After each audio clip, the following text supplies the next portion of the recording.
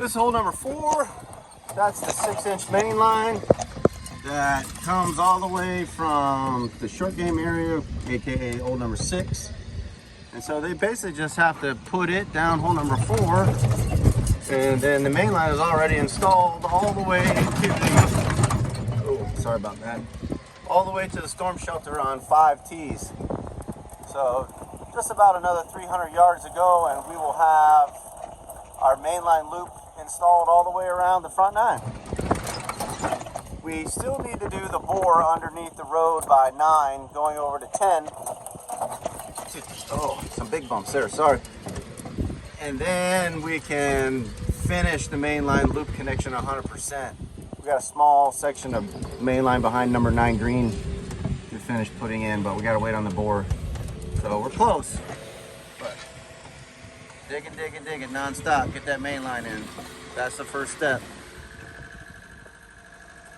Sometimes there's no real good way to do things, so you just grin and bear it. That is a huge stump. How do you move that thing? I don't know, you just flop it up in there and take it easy, I guess.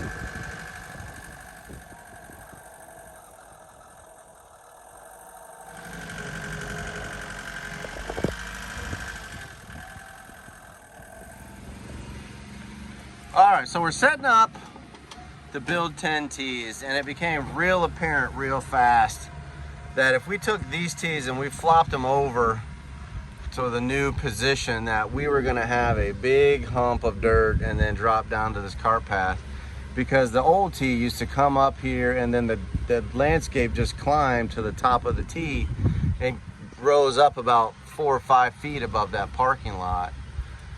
So we had to take out all of the old landscaping bushes and lower everything. You're still going to come around from the clubhouse here and come around, and there'll be a slight rise and to get up to this cart path area, but we didn't want you to have a big hump and then a drop down and then the cart path like that.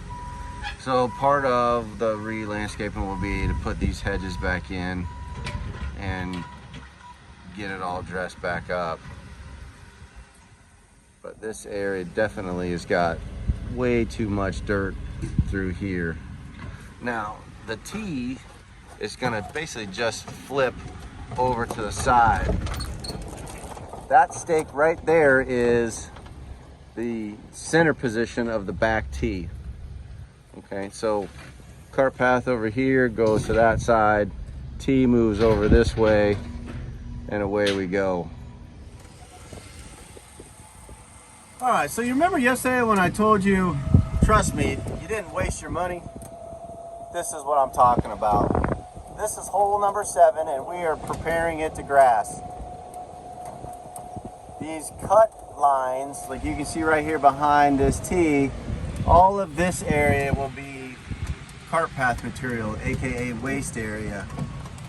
And it's gonna come all the way up to here. All right, and then from this line forward will be grass. There's Mr. Squirrely Burley checking things out. He thinks it looks pretty cool. Whoop, bump. So this hole, as you can see, has been all floated out, nice and boxed. It's looking really good. And then what we're doing now is we're getting the bunkers ready for drainage and grass. And that is the grass line that you're gonna see in the finished product on these bunkers. So they come in and they scalp it down, and then they pack the faces real hard.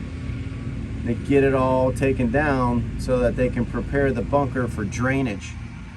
That fairway bunker is going to get a gravel blanket in it, just like the greens.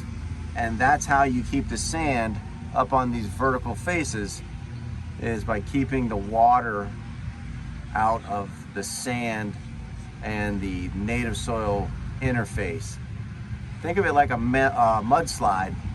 What happens in the summertime, if you don't put something underneath the bunker sand, when that sand becomes super saturated, it just slides down that face because it becomes like a shearing effect that water creates a path for the two medias, the different aggregates, to separate, and then it just slides. So in order to prevent all that, we're going to do a nice bunker drainage blanket on all of these, and then that sand will stay vertical and you'll be able to see it and it'll look awesome.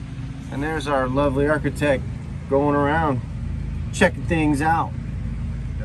Drew, how's the bunkers coming? Tell us your process. So once the bunker is packed and raked off and smoothed out, then I come in and I whip out the paint and I mark out some sexy lines, some artistic lines that indicate an irregular edge, and that paint line really is where the crew needs to come in with their shovels and cut a vertical edge into the bunker face. And then that becomes the beginning of the floor. And where the floor and the edge meet, then we'll start to shape a concave bottom floor. And that is going to keep the ball from staying on the face. And it's going to help with the visual of flashing sand up on the face as well, which will all be lined so that the sand will stay where we put it. So everything is proceeding as planned. How's the rest of the golf course looking? As all of your architectural shapes taking hold, things where you want them? Things are great. I'm excited for everything that we're doing. We're starting to mark out where some of the screenings areas are going to go, particularly around tees, in transition areas before fairways. That's all taking life now. Okay, Randy, I think I found. And with the bunkers around greens, we're going to start finishing off greens. And here, hopefully very soon, we're going to see some sod. And we're going to lock down some of these faces and surrounds. So you're going to start to see a more finished product develop. Great.